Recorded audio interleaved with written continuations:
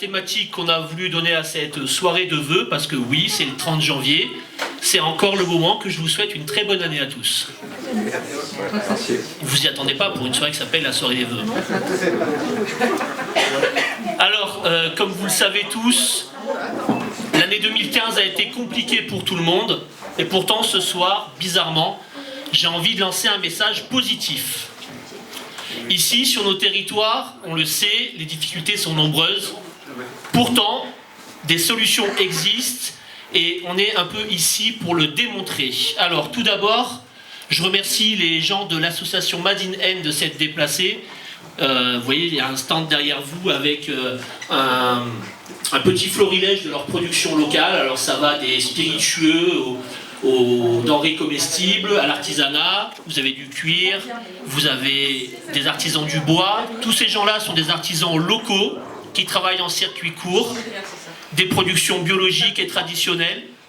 Donc un respect total des valeurs écologiques, un respect total aussi de conditions sociales. Donc c'est l'avenir de nos territoires. Ce genre d'initiative, c'est vraiment l'avenir de nos territoires et on veut mettre l'accent là-dessus ce soir. L'avenir, c'est les circuits courts, ce sont les initiatives locales. Comme j'ai souvent l'occasion de le dire, la principale richesse de notre territoire, ce sont ses habitants, c'est sa population, c'est vous, c'est nous. Ensemble, on peut faire beaucoup de choses sur notre département et sur notre territoire. Je voudrais revenir aussi très rapidement sur les perspectives que nous nous donnons pour l'année 2016. Alors pour nous, l'année 2016 sera une année où nous voulons remettre la démocratie au centre des préoccupations de tout le monde. On l'a dit déjà depuis 2014 et la campagne des municipales, nous on va encore le répéter, le temps de la démocratie strictement représentative, je pense, a vécu, et il est temps de remettre les citoyens au cœur de l'action. Alors ça, on lui donne plusieurs noms. Nous on appelle ça par commodité démocratie participative, alors même si c'est un petit peu connoté, c'est le terme générique que j'emploie pour bien me faire comprendre, mais une démocratie participative, elle doit s'entendre dans son intégralité, à savoir... on ne se contente pas de poser une question, de demander aux gens vous aimez bien, vous aimez pas, on n'en reparle plus, merci, au revoir. Une vraie démocratie participative, ça commence par une vraie information. Une démocratie participative, c'est de la concertation, c'est de la réflexion. Les citoyens doivent être en mesure de choisir et de comprendre le débat et les enjeux. Je vais prendre un exemple super concret qui nous intéresse ici à Laon. Vous savez comme moi que le POMA est en danger, et que la mairie actuelle envisage purement et simplement de le rayer de la carte et de le bazarder. Alors comment ça va se passer? Moi je vous le dis, je siège à la commission de transport à la gauche, et comment ça se passe? Il y a un cabinet privé qui vient, qui nous dit « Bonjour, ça fait 12 millions ». Alors là tout le monde s'affole, mon Dieu, ça fait 12 millions, comment faire?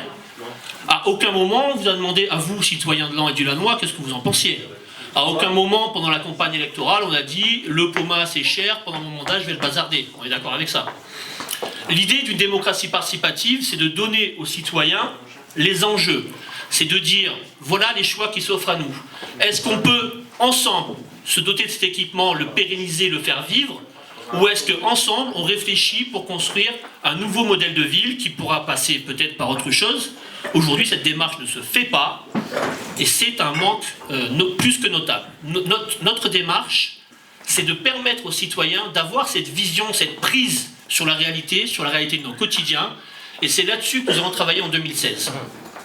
Alors je ne peux pas parler de démocratie participative sans aller jusqu'au bout de la réflexion, à savoir si on doit mettre en place une vraie démocratie plus directe, plus participative, avec les citoyens au cœur du projet. Ça veut dire qu'une partie non négligeable du budget de la collectivité doit être soumise à ce qu'on appelle un vote participatif. Ça veut dire qu'on bloque une partie du budget d'investissement et on demande aux citoyens qu'est-ce qu'il est utile de faire avec cet argent? Qu'est-ce qui leur paraît urgent? Qu'est-ce qui leur paraît indispensable? Et qu'est-ce qu'on peut mettre de côté aussi? Voilà, l'implication citoyenne dans la gestion de nos vies quotidiennes, dans la gestion de notre collectivité, ça me paraît être aujourd'hui une alternative à tous ceux qui disent « tout pourri, plus d'espoir, on ne s'en sortira pas ». Moi je pense que la solution c'est vous, c'est nous tous ensemble. Et c'est pas autre chose. C'est pas un homme providentiel qui va descendre de je ne sais où, une femme d'ailleurs, qui va descendre de je ne sais où et qui va nous dire votez pour moi, j'ai toutes les solutions. Moi j'ai pas toutes les solutions. Si je les avais, je vous le dirais, je ferais le mariole, mais je serais sûrement un menteur. La réalité c'est que les solutions elles doivent être collectives, elles doivent être réfléchies, et c'est ça aussi que nous voulons mettre en place aujourd'hui pour cette nouvelle année 2016. Alors, vous allez me dire, tout ça c'est bien beau, il parle bien, il est gentil, mais qu'est-ce qu'ils font en vrai? Alors, on a commencé petitement avec nos petits moyens de notre petite section. Au mois de décembre, on a visité en porte-à-porte 400 foyers lannois pour commencer à proposer cette démarche. Alors 400, c'est pas beaucoup, hein. Il y en a près de 12 000. Mais on a commencé à s'impliquer là-dedans. On en a fait 400, c'est le début, mais on a un objectif très clair, hein. On va tout faire. On va taper à toutes les portes. Parce que l'espoir, il existe, et aujourd'hui, il faut que ça se sache. Et il faut qu'on discute, et il faut qu'on dialogue, et il faut qu'on se rassemble comme ce soir pour mettre en place des vrais projets d'avenir, des projets citoyens, réfléchis, co-construits, qui soient une véritable alternative et au libéralisme galopant qui nous écrase tous les jours un peu plus, et qui sera un véritable barrage à la peste brune qui n'est pas une fatalité. Ce n'est pas une fatalité. Alors une dernière chose, et je vais conclure là-dessus parce que je ne peux pas m'en empêcher, et après j'arrête de vous raconter un peu ma vie. Je voulais rebondir sur la campagne qui a eu lieu le mois dernier, en décembre, la campagne des régionales et notre campagne de l'humain d'abord. Benoît Roger, ici présent, secrétaire fédéral, qui était tête de liste et qui a courageusement porté nos valeurs de l'humain d'abord, nous a fait l'amitié de sa présence, je l'en remercie. On a fait une campagne, on a proposé des choses, on avait vraiment du fond. Cette campagne a eu, je pense qu'elle n'a pas eu l'audience qu'elle méritait, et pourtant je pense que sur le fond, nous étions dans le vrai. Je vais prendre un seul exemple. Il y a une quinzaine de jours, j'étais avec certains de mes amis qui sont ici, là, Hervé, Fawaz, Carole, on était au vœu du département. Nous étions au vœu du département, et il y a une phrase du nouveau président, M. Fricoteau, qui a tilté dans mon oreille et qui m'a parlé tout de suite. Il a dit, aujourd'hui dans mon budget de ma collectivité, le département, il me manque 21 millions d'euros. Et il disait ça comme si c'était une fatalité et qu'on pouvait rien y faire. Alors sa réaction face à cette chute de 21 millions d'euros, face à ces 21 millions d'euros manquants pour l'organisation de nos vies quotidiennes, hein, pour les collèges, pour les cantines, pour les routes, eh bien tant pis.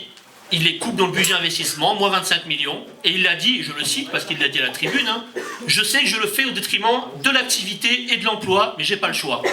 Eh bien figurez-vous qu'il aurait pu avoir le choix.